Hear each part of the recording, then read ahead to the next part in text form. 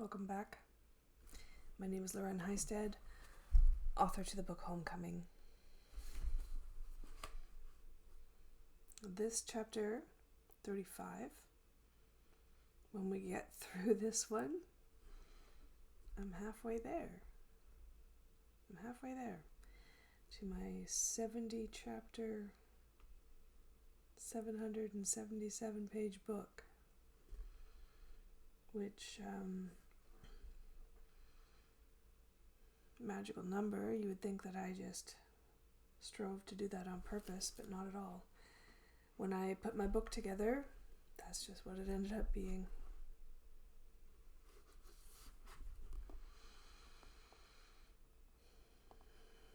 Chapter 35, The Divine Feminine.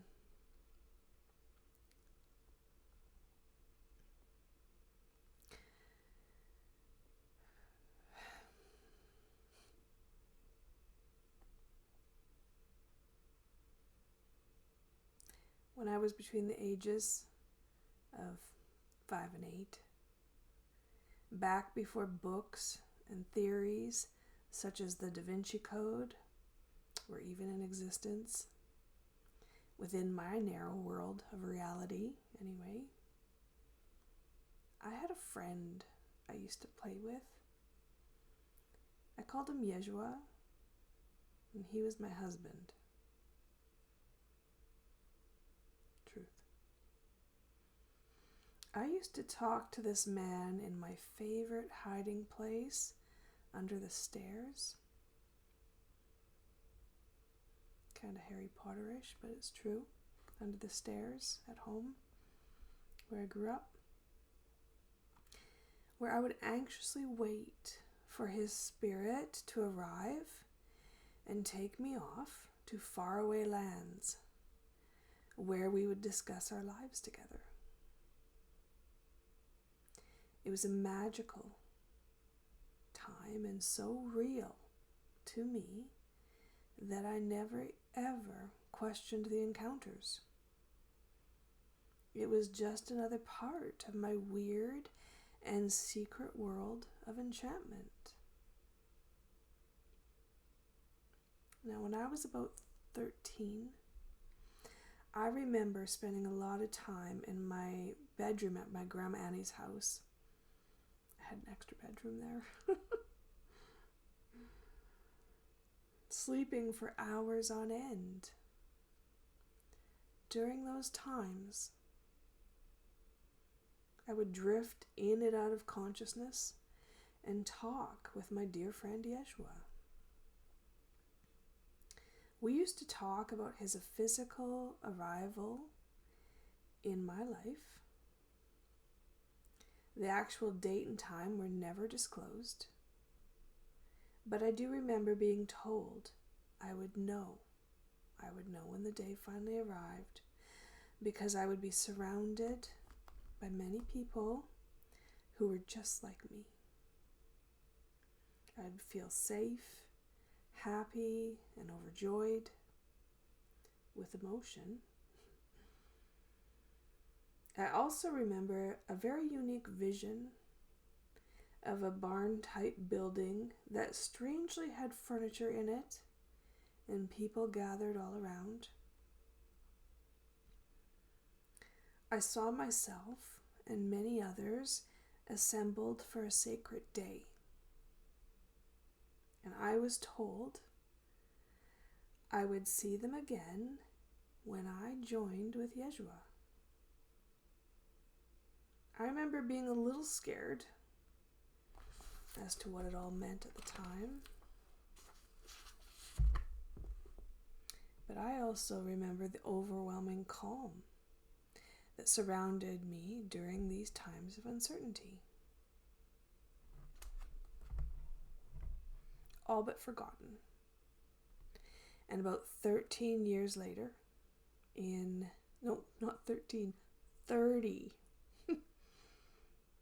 30 years later, in 2014, I received an email from a friend who was guided to put together a ceremony to help raise the feminine energy in this world and assist Mother Earth in her ascension in a higher vibrational reality. Within this ceremony would be women from various parts of the country who were called to participate.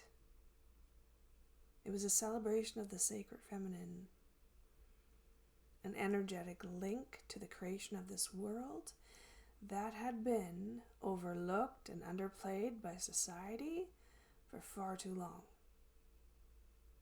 Far too long. Months were spent preparing a sacred place for this ceremony to unfold. And the Saskatchewan prairie breathed life into the planning stages of our event as locations came forth and placements were selected for each woman to stand during the ceremony. 4 corners of the property were selected to signify the 4 directions. A midpoint was chosen, as well as 4 more other anchor points, each to help secure one of the placements. In each location, small circles of stones were placed as markers and energetic spheres of power, much like the ancient medicine wheels, but on a smaller scale. Now, as this process began to unfold, I heard quoted scripture. Of course I did. It was Revelation 7:1. When I looked it up, this is what I saw. After this, I saw 4 angels standing at the 4 corners of the earth. Now, even though I was growing more accustomed to these biblical references that kept echoing in my life, the reference was strange. I made a mental note of the connection and then dismissed the significance as a symbolic gesture more than an actual physical manifestation. Who wouldn't?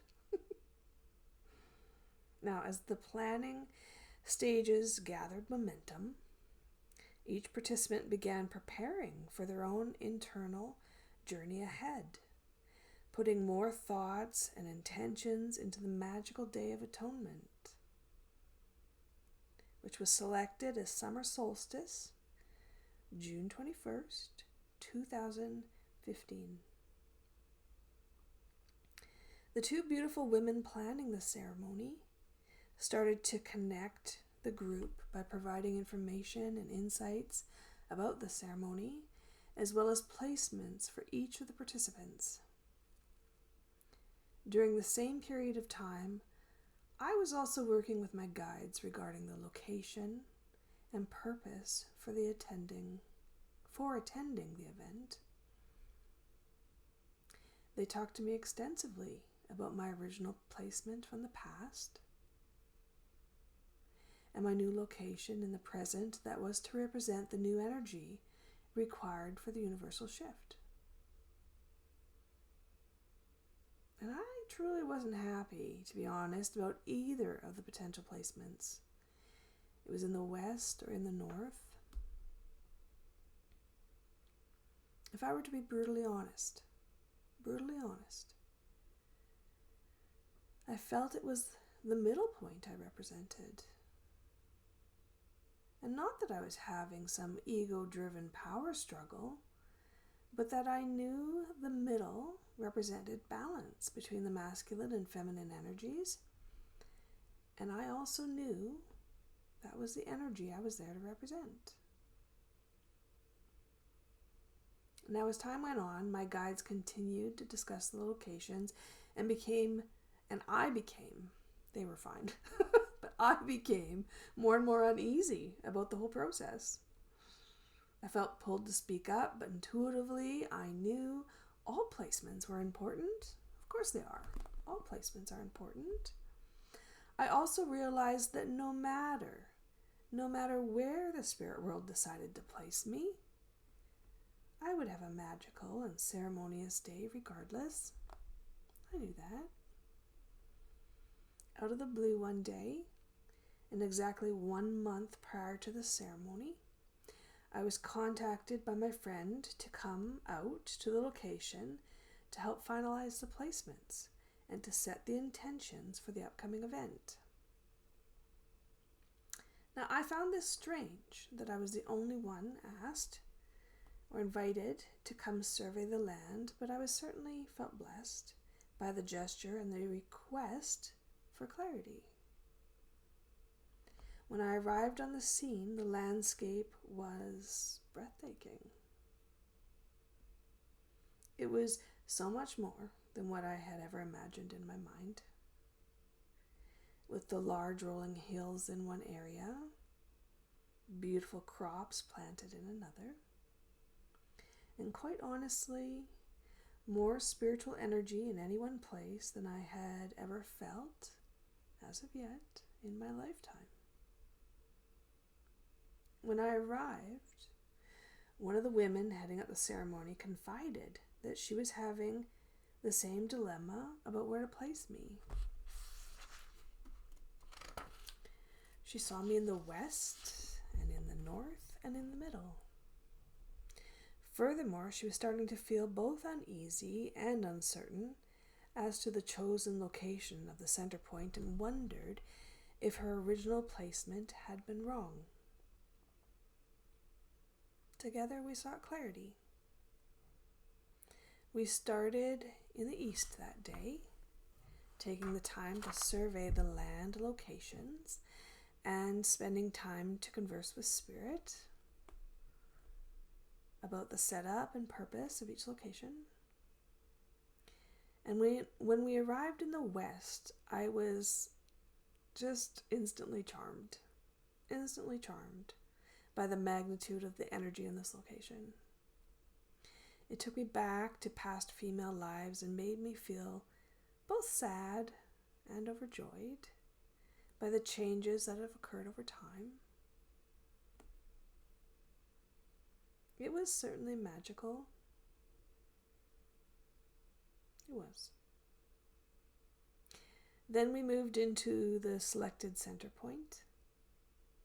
And again, it felt both powerful and sacred. To me, it represented, I'd say first the crumbling of the old systems, and then later full balance and completion. Intuitively, I also knew I would be standing at the center point in the near future. Looking directly to the north, from the midpoint, I became weak in the knees and started to tremble.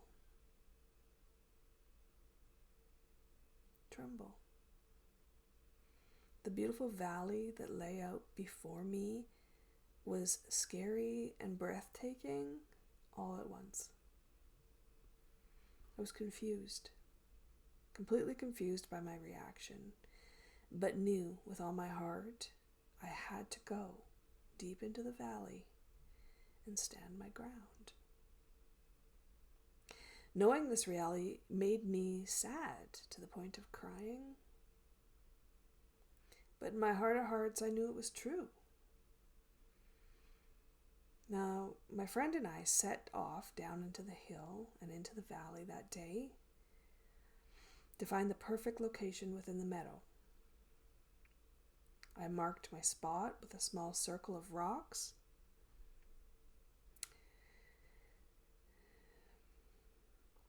So that I would easily find the location again when I arrived 1 month's time later. I also sat for a while and talked with my guides. That is when they started to further explain the upcoming ceremony. They told me it was twofold. One aspect was to help raise the energy of the divine feminine back into full status where she deserved to be. The other aspect was to battle the dark and to help bring balance to this world.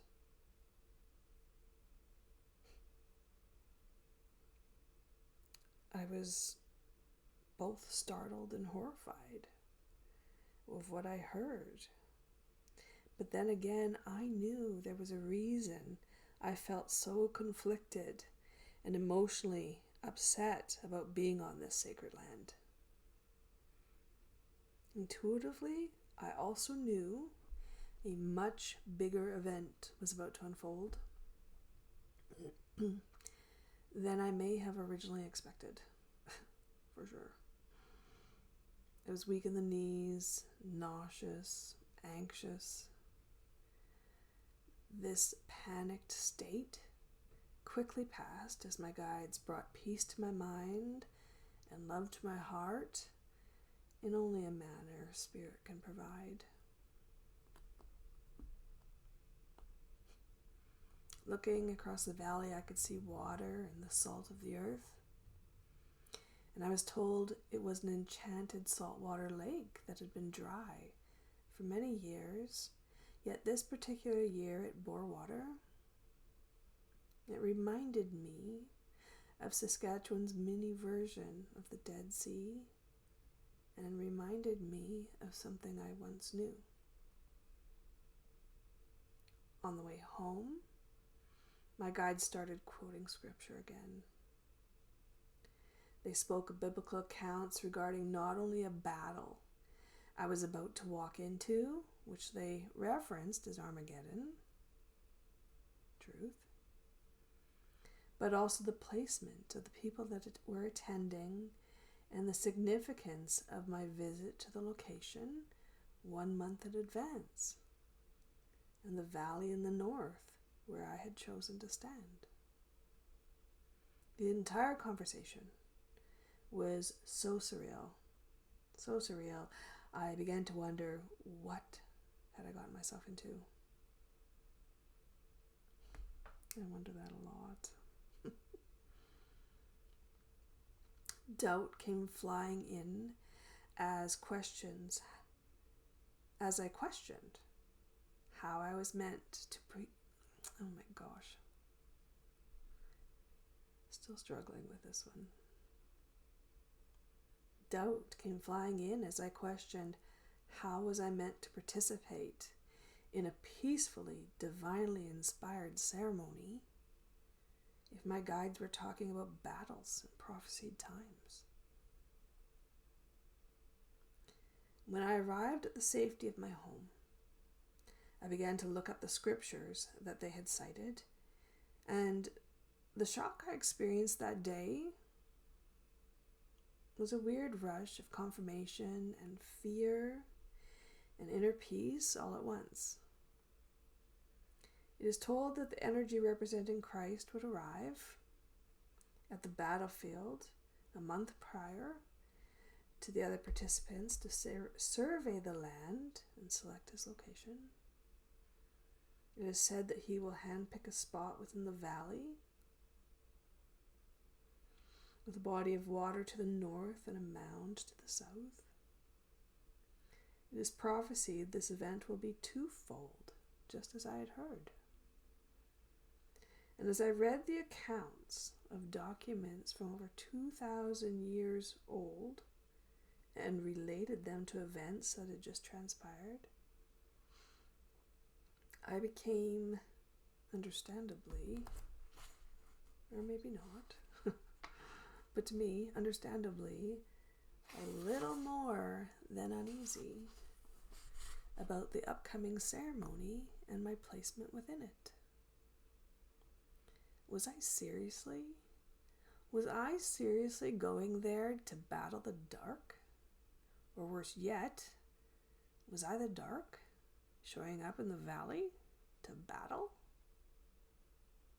Surely there must be another explanation for why this information was being brought to my attention. Surely there must be something I was missing.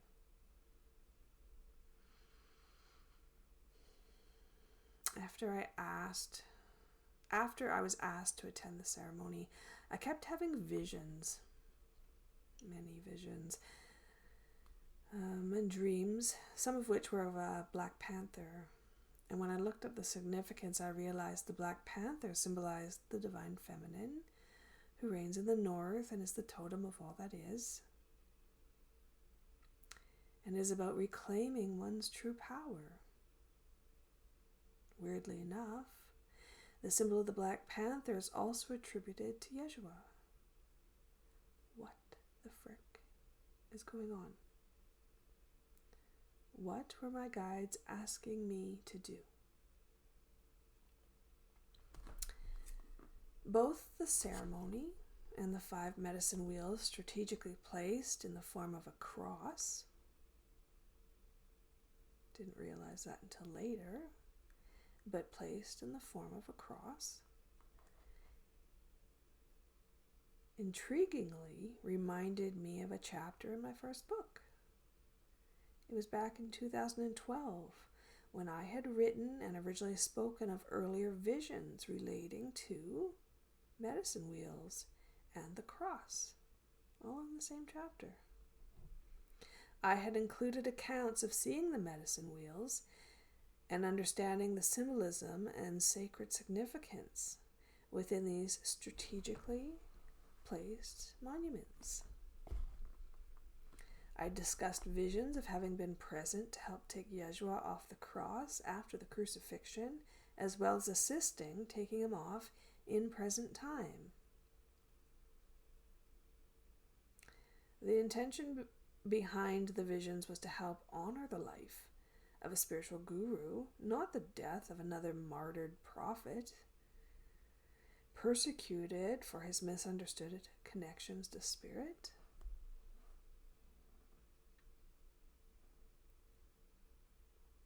Within my book, I had also divulged accounts of shape-shifting into a great white buffalo and utilized the might of this sacred spirit animal for inner growth and endurance.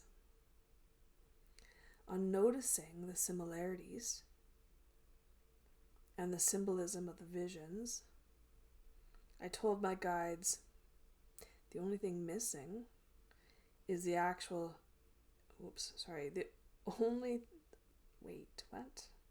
I told my guides the only thing missing in the actual ceremony compared to my earlier accounts was the buffalo. I'm getting flustered, can you tell?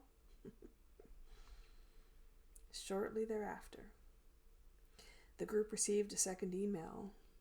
A buffalo bone had been found near the North Medicine Wheel.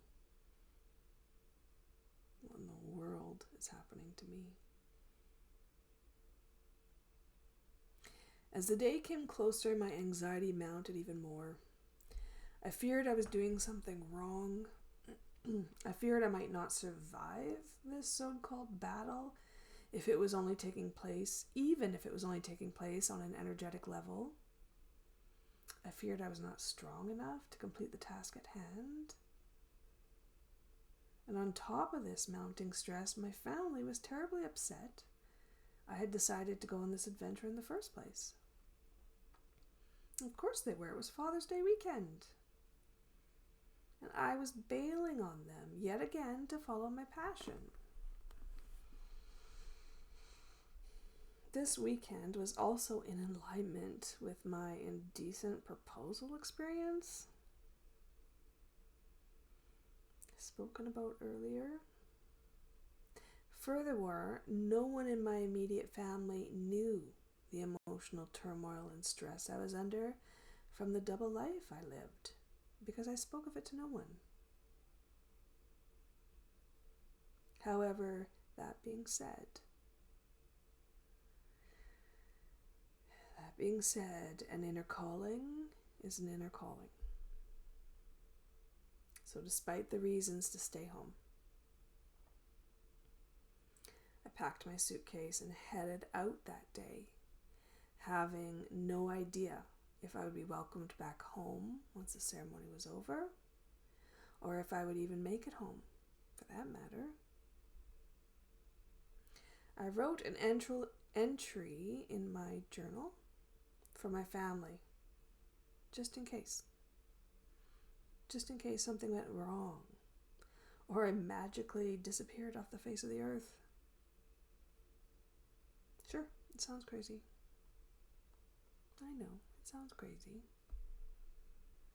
But when you are living out the book of Revelation, and there's talk about battles and raptures and people ascending, descending, you take some precautionary measures. Here's the journal entry to my family in June of 2015. If you ever read this, and something has happened to me at the battleground on June 21st, 2015.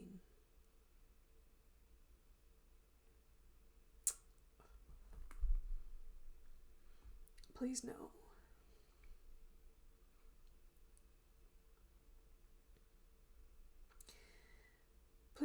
I will always love you. I don't know for sure how this will end, or symbolically what exactly will occur. But I do know that it's big, that it's part of my path, and that I cannot seem to stop. Can't seem to stop this forward motion of change. Whatever role I play,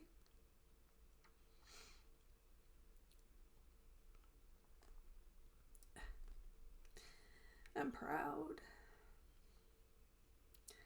of what I have achieved for this world.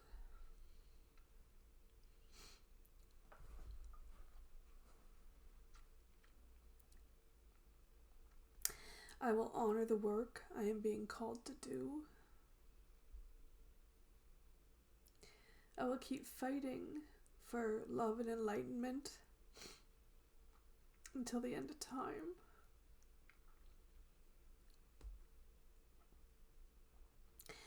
And whatever my past or present represent, I do it for your future. This is who I am. This is my SOULworks. Then I closed the journal and walked out the door.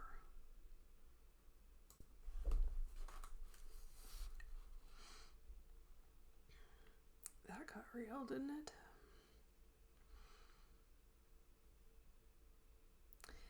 Evolving your SOULworks. First, I'm going to start off by echoing words of wisdom from the previous chapter. Each and every one of us holds aspects of the divine masculine and feminine within ourselves.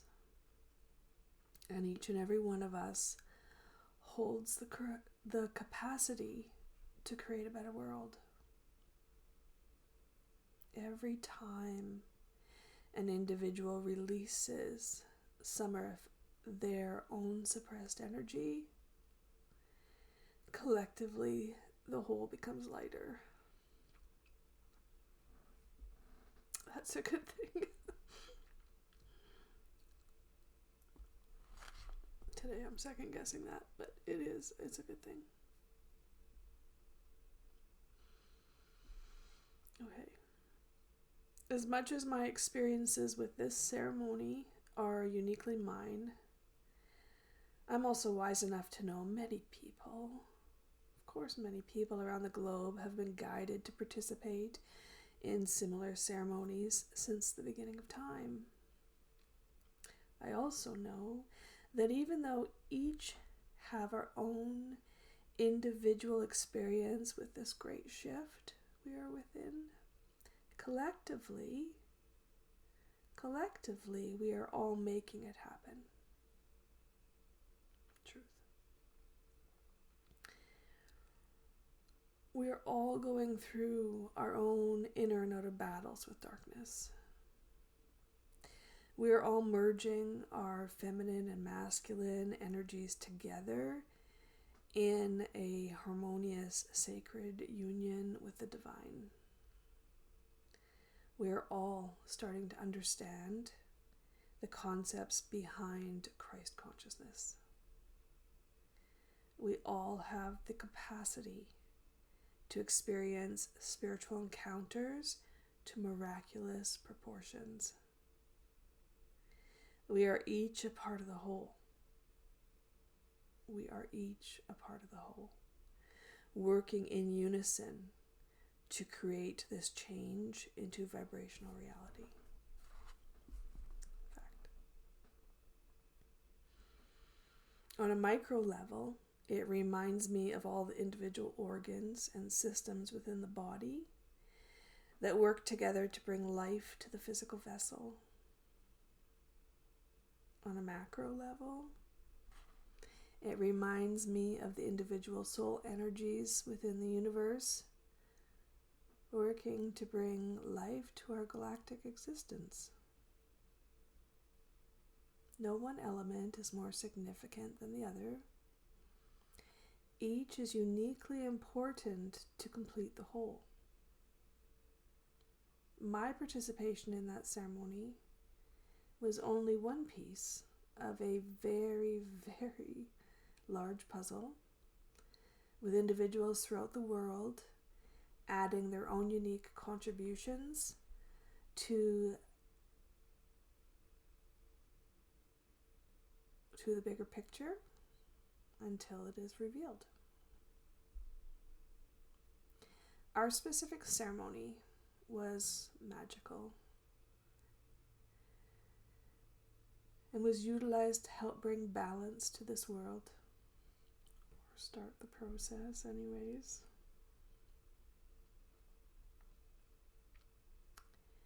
This balance starts from within. Balance cannot be achieved when we deny ourselves our own soul path. It is time to speak our truths. It is also time to honor the divine feminine aspect this world has denied, written out, and forgotten over time. This aspect is within all of us. It represents love, compassion, intuition, birth, and new beginnings. It represents the nurturing aspect that is part of our very blueprint. The divine feminine represents creation, the earth, and all that resides within. It represents an aspect of you. I know we are all moving towards fully aligning and standing in Christ consciousness. But my question to you is, now what? What will you choose to do with all that knowledge? And how do you plan to help evolve this world beyond yourself? We can't sit idly by without using this information for the greater good. Love leaves no one behind. Remember? We cannot continue to apply this wisdom solely to our own individual evolution. It is time for serious changes to the collective growth. History and fate are aligning together at a certain place and time. You are here.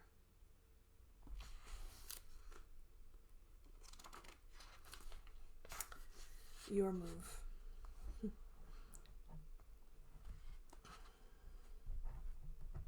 I was like, oh, good. That feels better. To thine own self be true. Do not pretend to be someone you are not, or hide your wisdom and light from this world. It is time for change. What aspects of your life are you hiding from others? What experiences have you encountered that you are letting yourself doubt or downplay because of both external and internal influences and pressures to remain quiet? It is time to come out of the closet. Have we not lived long enough being and acting the way we think we should instead of honoring our own inner experiences? Have we not let ourselves and society keep our soul energy down for long enough? I encourage you to speak your truth. Embrace all of you. Balance is achieved when we live a life with both the masculine and feminine energies within us equally utilized and understood. Within our soul energy exist both aspects. Some people spend their entire lives only focused on the masculine qualities of strength, endurance, logic, or movement. Others place their complete focus on their feminine aspects of intuition, compassion, nurturing, and inner reflection. It's time to harness all qualities and become fully balanced in who you are. Start becoming consciously aware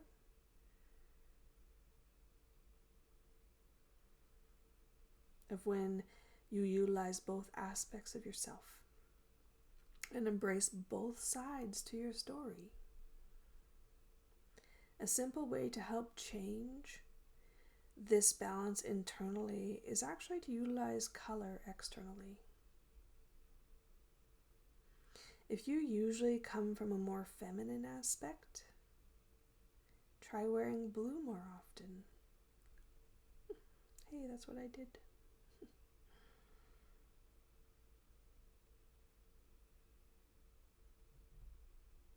Likewise, if you typically are more male-oriented, dare to wear shades of pink. During the years I worked to merge my energies, I spent quite a lot of time unconsciously wearing pink and blue combinations.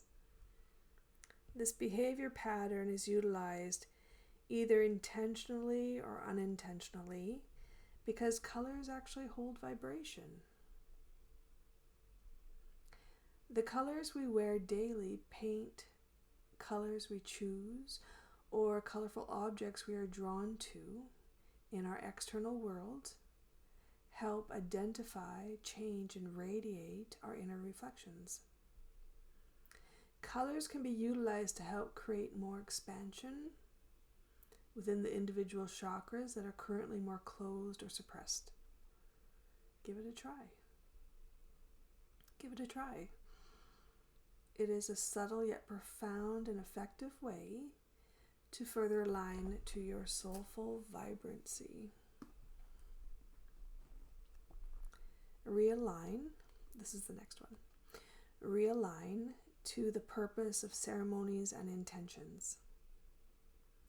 Sacred ceremonies with Mother Earth have, of course, been utilized since the dawn of time to honor the divine and create balance in this world. Oftentimes, they are utilized for rites of passage, for a soul's development, and hold more vibrational significance than most people understand. We all hold the right to invoke ceremonious occasions and set purpose and celebrations within our lives. When was the last time you honored Mother Earth? When was the last time you honored the divine feminine within you? There are many ways to create a ceremony in honor of the changes happening in your life or the changes you intend to have happen. Utilize the phases. Utilize the phases of the moon, candles, baths, or walks in nature to nurture the divine within you. Next, try to create your own grid or medicine wheel. Large or small, outdoors or indoors, grids and medicine wheels are magical. They are. I like to utilize crystals to create small grids in honor of my own personal developments and changes I am working towards. I have also created much larger wheels in various locations. Within the group ceremony I took part in, we utilized rocks of all shapes and sizes. There's no right or wrong way to bring together aspects of Mother Earth to help set the intention or vibration you wish to achieve in life. The important part is simply to do it. And finally, remember and embrace the divine feminine. The divine feminine aspect of creation has been ignored for way too long. As above, so below. Do you really think the universe was created, nurtured, built, and evolved by a male-dominated energy alone? I don't think so either. Do you really think there's no feminine goddess energy to accompany that masculine godlike energy in all things? Nope. Do you really think both aspects are not a part of who you are? I challenge you to rethink the roles that have been placed on society over the ages through traditional doctrines. And I encourage you to change your perspectives and balance out both energies within. Think about times in your life when you have used the nurturing feminine energy, and other moments that you've utilized that action-oriented male energy. Both serve a purpose. Of course they do. The trick is to honor your connection to and the existence of both. If you have yet to start merging your own unique male and female energies within you together, start visualizing the concept and calling this aspect of your higher self into your awareness. Move this vast energy into all 7 primary chakras until they are all completely aligned within your soul energy. Ask your guides and higher self to help keep this perspective aware and active within your life. It's not that the reality never existed. It is that slowly we moved away from that reality.